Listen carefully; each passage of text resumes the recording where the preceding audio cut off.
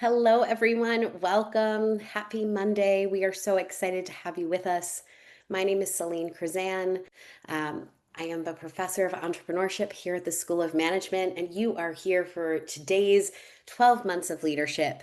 And we have a really incredible lineup for you today, and it's all about leading with a collaborative mindset.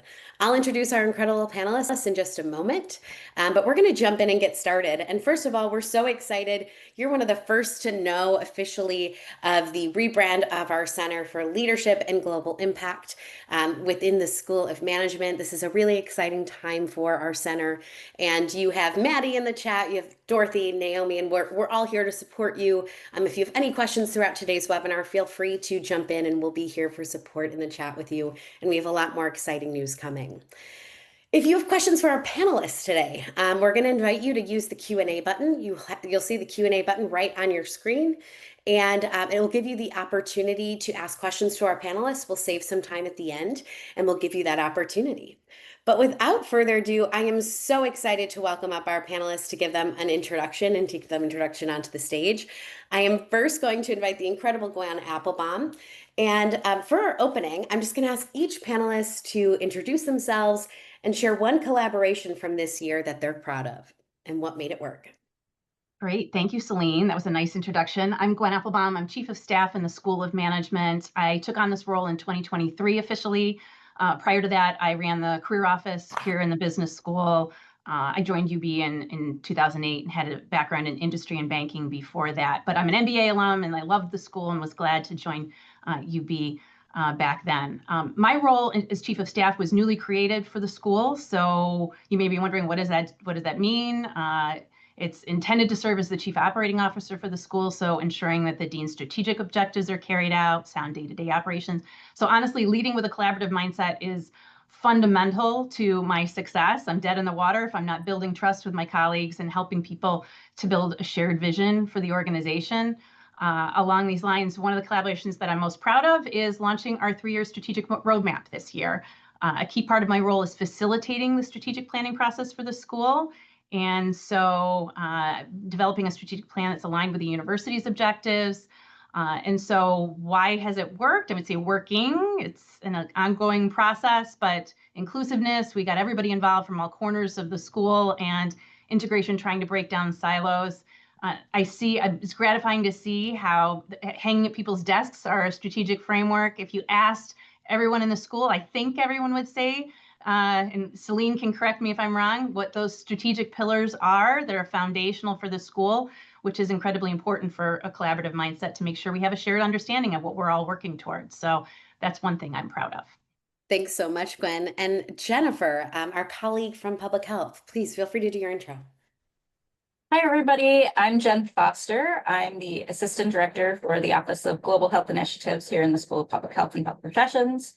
I'm an anthropologist by training, and here in my role in the School of Public Health and Health Professions, what I do is I support the global health research, outreach, and educational initiatives and endeavors that we have going on every semester.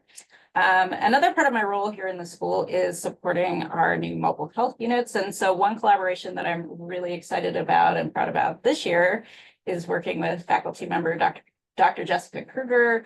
We worked on and were awarded a small grant from a local organization that we've utilized to purchase really important women's health supplies that we've then distributed at a local food pantry on a weekly basis.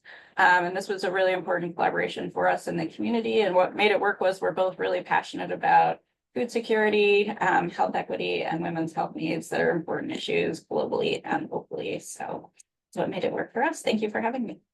Thanks so much, Jennifer. And John, our colleague from medicine, the School of Medicine. Thanks, Elaine. It's a pleasure to be here. So my name is John Hu. I'm a clinical assistant professor in the Department of Medicine, Division of Infectious Diseases. My role is really as a physician scientist. So I see patients as an infectious disease consultant at our Buffalo VA Medical Center.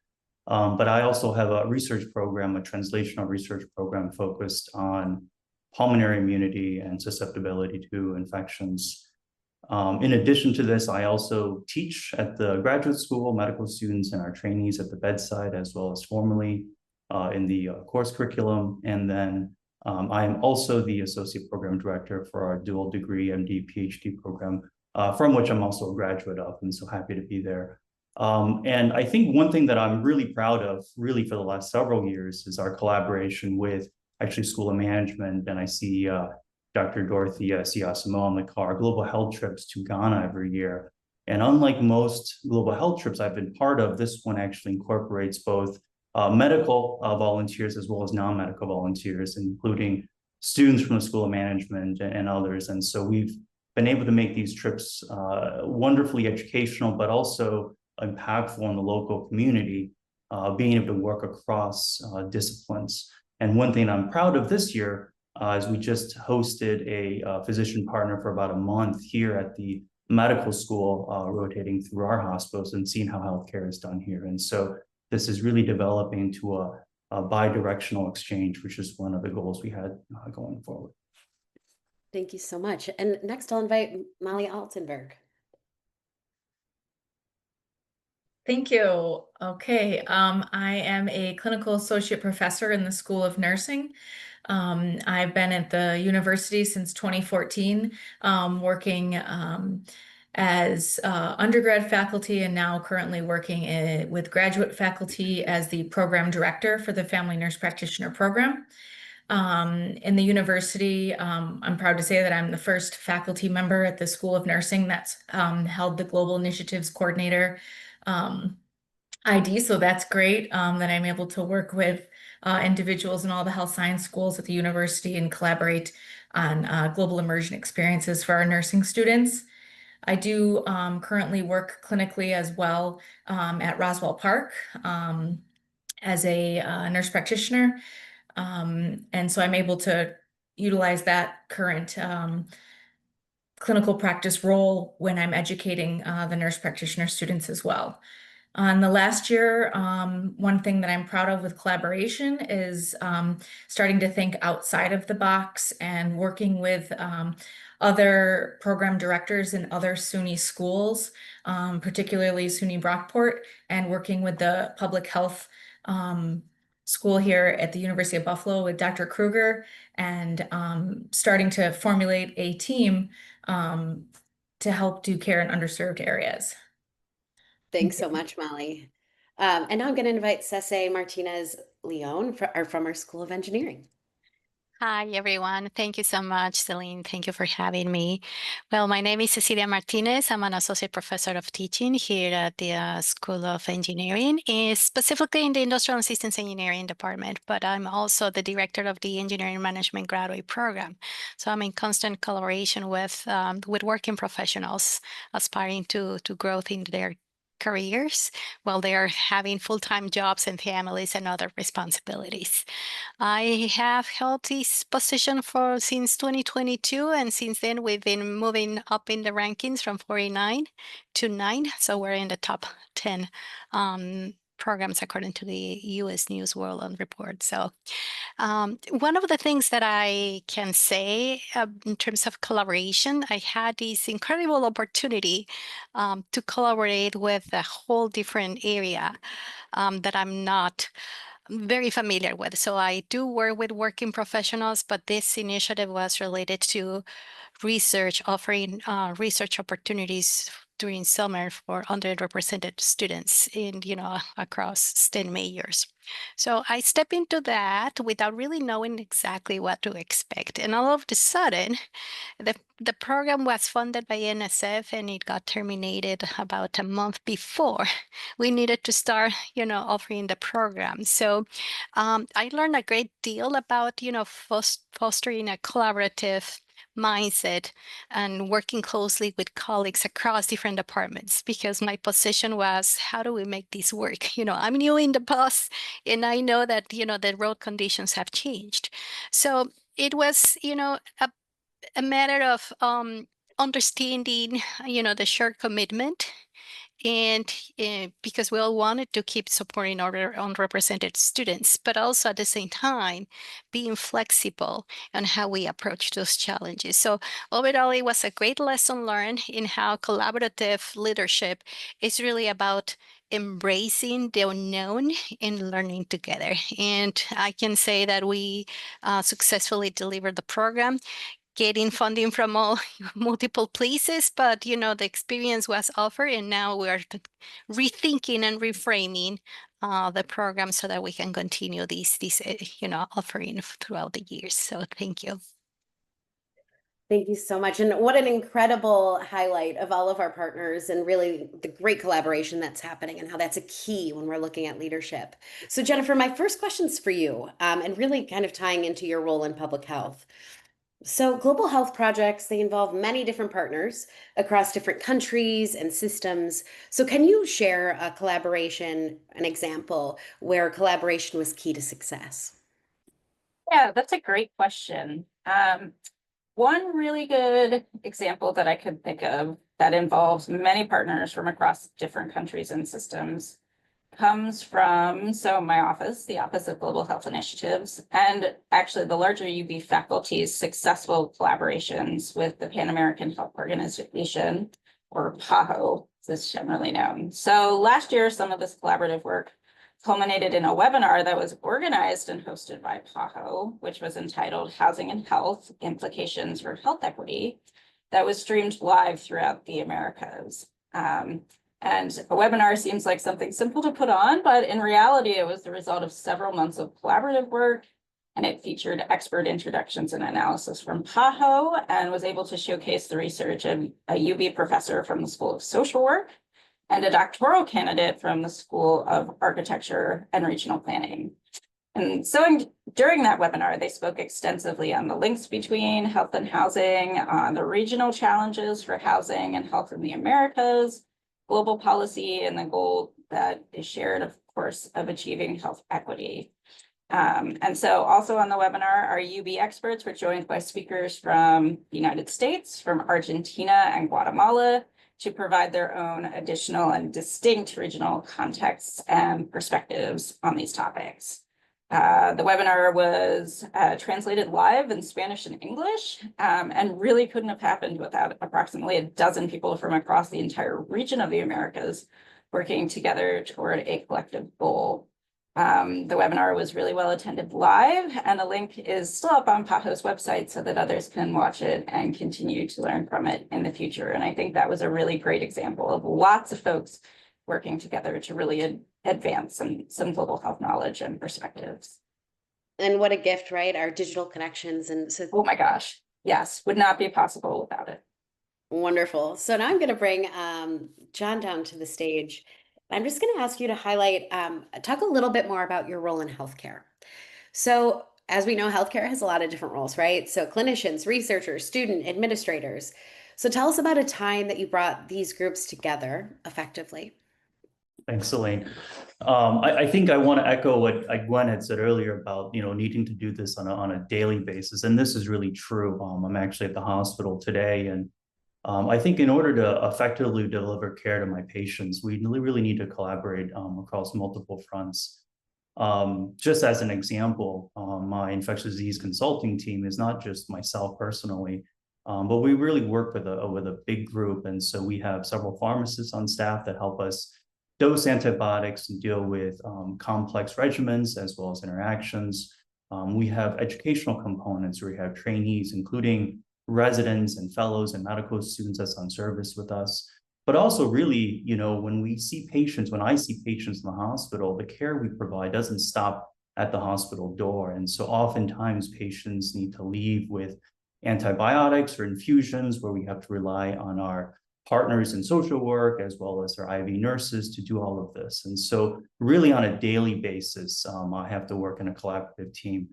But I think, when we think about my specific role as a physician scientist, I really think about it as my expertise is really as a conduit or as a bridge where I can do both research as well as clinical care. And so I think to highlight this is we have a study that's right now funded through the CTSI and UB looking at aging and pneumonia, and specifically about susceptibility to pneumonia due to a defect in a white blood cell called neutrophils. And we came about putting together this study because I, again, sort of have my feet in both sides, and we recognize the funding opportunity, but also identifying collaborators across the aisle. And so I have a collaborator who's a basic scientist that works on neutrophils, and part of the grant is actually looking at developing a tool using AI to help screen and optimize enrollment. And so we're working with programmers and statisticians. And so in addition to seeing my patients on a daily basis, we were able to recognize key areas where we've identified areas of improvement and for research. And so we have an ongoing study right now. In fact, I was screening patients this morning where we're putting this into practice. And so again, daily basis, I can't do this without a large group of collaborators, but I think on a fundamental level, in order to be an effective physician scientist, collaboration is key. Wonderful. So let's continue this conversation on healthcare, and let's bring Molly into the conversation. So Molly, nurses work with many different healthcare providers in patient care, right? And wear a lot of different hats. So how do you ensure that everyone's input is valued, especially when it comes to important decisions?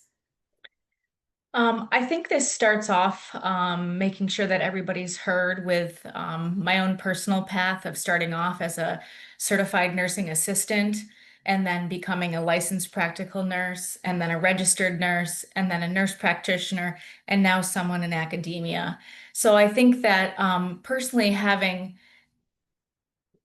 been in the role that maybe isn't as important as other roles, I've realized how important it is to have everybody, whether they feel their role is important or not, have a voice at the table. And to take the time to make sure that I'm actively listening to them so that they feel heard. Because I feel like sometimes the assistance of larger roles or career paths don't always feel like they're heard. So I feel like personally from having that experience, I try to always take into account actively listening and let them feel like they've been heard. I also use this in the global initiatives role that I have in the School of Nursing because a lot of these global immersion experiences that we offer the students are both undergraduate and graduate students that are together. So it's important to help to teach them also how to communicate with each other as an undergrad student working side by side with a graduate student, and to make sure that the graduate students understand the undergraduate students also have a voice in this role. We do huddles at work before we see patients to allow everybody have an opportunity to talk regarding a patient's care and make sure that the patient is at the center of the care. And then we do something similar, but they're more of reflections and debriefings when we're on global initiative immersion experiences with students so that we can have that discussion and talk about the experience that they had and the pros and the cons of the experience and how they're going to handle that moving forward in their professional role. Molly, I love that point. Especially active listening is a skill, right? It's not a gift. It's something you learn. Absolutely. So Cecilia, I'm going to pull you down to talk to us a little bit about engineering teams. Now, engineering teams, they have a lot of different people, right, with different technical skills, different perspectives, different strengths. So how do we turn those differences into real strengths? Yeah, well, thank you. Thank you for the opportunity to share, a little bit of my thoughts on what I have experienced. Talking about, the different technical skills and perspectives. I think one of the first and foremost step that we should do is to identify that those the diverse set of skills are an asset and not a barrier, right? So we want to translate those into strengths. And one way of doing that is by valuing that diversity and the different perspectives they bring to the table to become better problem solvers or decision makers, right? So when people feel that their uniqueness or what they bring in terms of their unique expertise is recognized rather than being treated as, oh, you're a mechanical engineer, oh, you are a finance people, right? Rather than seeing that as a barrier, I think everybody's more willing to share and collaborate. Going back to my example of collaboration with this new area with undergraduate research for summer, I had to talk to folks from different departments. Each of them, they had their own vision or constraints or technical lenses, but it was about creating, a space that everyone where everyone had the opportunity to articulate their perspective and say why is that important to them, right? Until I started to identify what matters to them, I was able to create a common goal, and let those differences really complement each other rather than kind of be fighting against, in opposite directions. So I think in practical terms, I may say that, facilitating those conversations where each person explains how they see the problem and how they, I think it's important, peeing back in this active listening. I think that's a key to start collectively identifying how those different viewpoints, can solve the situation in a more robust way, if that makes sense.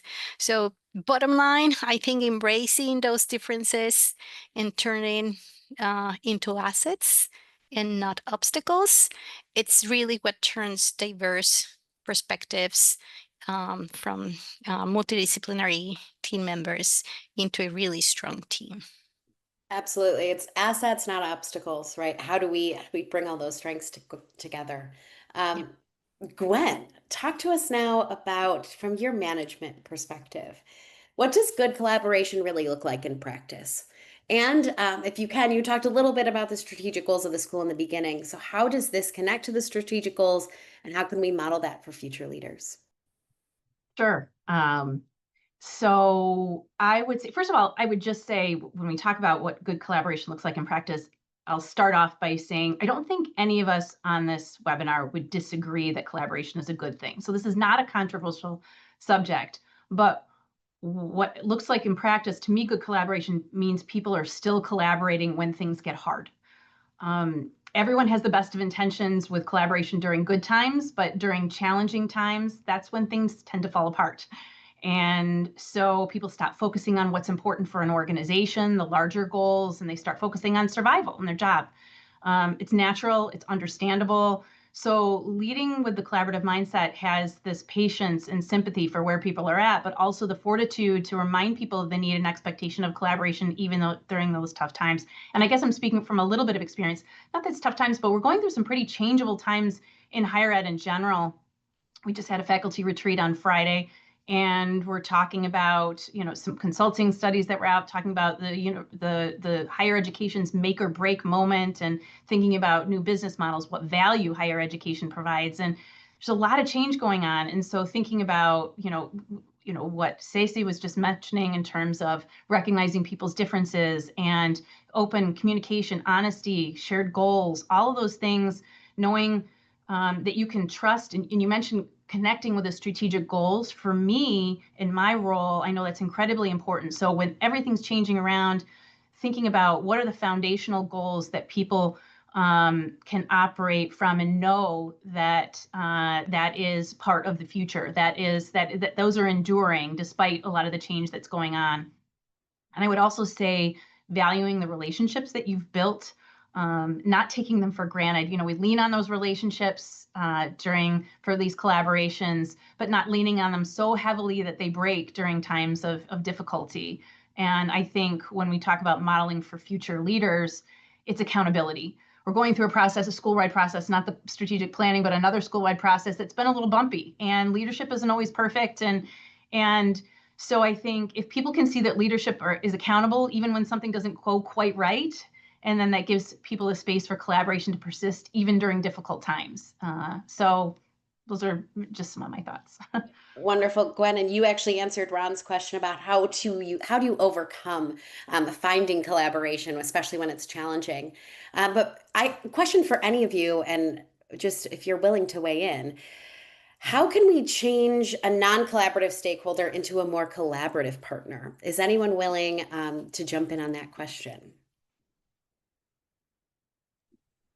I can just state that I think it's important that you always ask a potential non-collaborative partner what their interest is, and talking to them about what do they see that we could do together, or what are their thoughts on what they want to get out of the relationship, and not just go in with a idea of this is how this is going to work. I think if someone maybe is hesitating, give them the opportunity to, again, feel that they're heard and let them talk to you about what they want out of a potential collaboration. I think that's a great point, right? Making sure that all the stakeholders feel heard. Gwen, what were you going to add there? I love what Molly just said. In the business school, we talk about negotiation skills, and that the foundational part of it is understanding other people's motivations. And I think that's fundamental maybe for me, having run a career office and being so fascinated by other people's careers, really listening to what their motivations are, it's become part of the training. And I think that's incredibly important to bringing in people that either maybe reserved or maybe a little hesitant to bring to the table. So I love that point. It's great.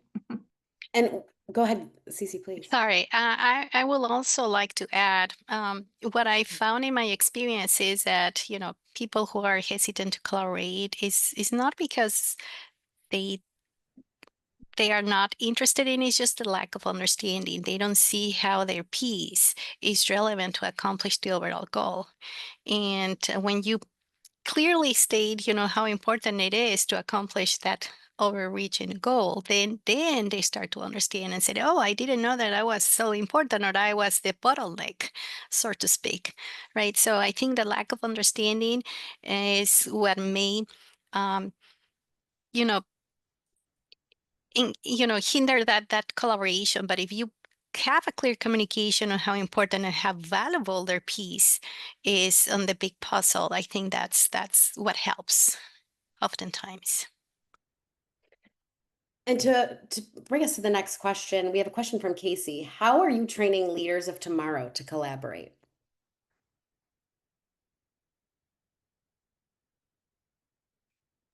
So I think as a physician, with medical students, we try to instill this in terms of our education as well. As mentioned before, healthcare is a complex machine with a lot of components. And I think there's this tendency to focus on the medicine, and we certainly have to learn that, but we really have to understand how to work as a team. And so when we have trainees with us, I think at least I make it an emphasis to, when we round, or we go see patients as a group, to have discussions with the nursing staff and to talk with social worker and talk with the various specialties. And I suppose, the luxury of doing this at the VA Medical Center. We're a little bit smaller hospital, and so we still actually visit each other in their offices. And I think this goes a long ways. And so being able to work together is important. But I think also when there's differences, oftentimes there are, we would say, disagreements or differences in opinion on medical care. And oftentimes in a patient's care, we have to collaborate with other specialties. And being able to, I think, as discussed earlier, being able to understand people's opinions and perspectives and really valuing that, I think, is really important. That's what I try to instill in our trainees. Wonderful. And that's to wrap us up from each of you. And I'm going to ask Molly to start us off. What's one piece of advice you'd give to future leaders about collaboration? I think it's the overarching theme that I've kind of already talked about is just listen. I think it's as simple as that. Is a lot of times we forget to listen, and it's always a constant learning with students and with patients, and repeating back what you think you heard somebody say so that they can validate that you heard them, and they can confirm that is what we are going to do together. So I think that's my piece of advice. Thank you. Ceci, please. Thank you. Well, I would say that for me, collaborative leadership is all about being flexible. It's not my way. It's, the way that works for everybody. And that means that I need to learn from others, what works for them, and together as a team. So, being flexible and open to learning from each other, I think that's what ultimately strengthens these collaborative efforts. Thank you so much. Jennifer, please. I'm going to echo exactly what Ceci said about learning from each other and flexibility, right? Because a lot of folks that take on sort of a leadership role have this idea of how things are going to go.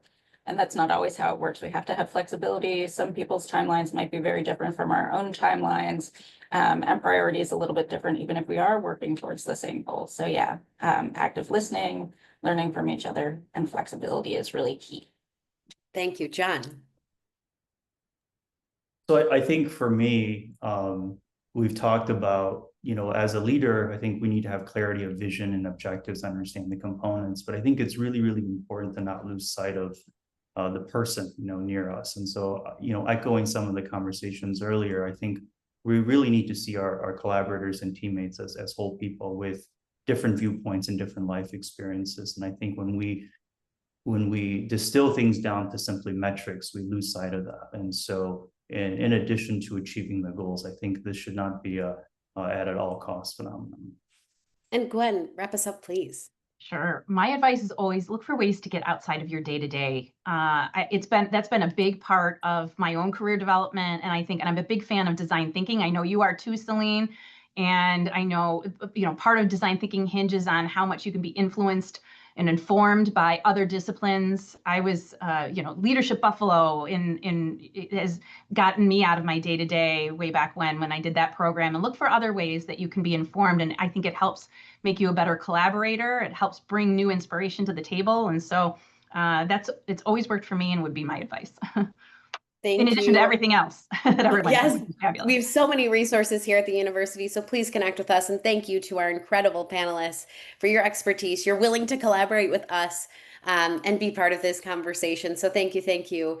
And we invite you, please return, come back with us. We will be back together in October 6th, where we're going to continue this conversation. We're going to be discussing from local to global, scholars on leadership and collaboration across borders. Again, my name is Celine Krizan. I'm so grateful that you were here with us in the Center for Leadership and Global Impact. Have a great day, keep leading, and we'll see you soon.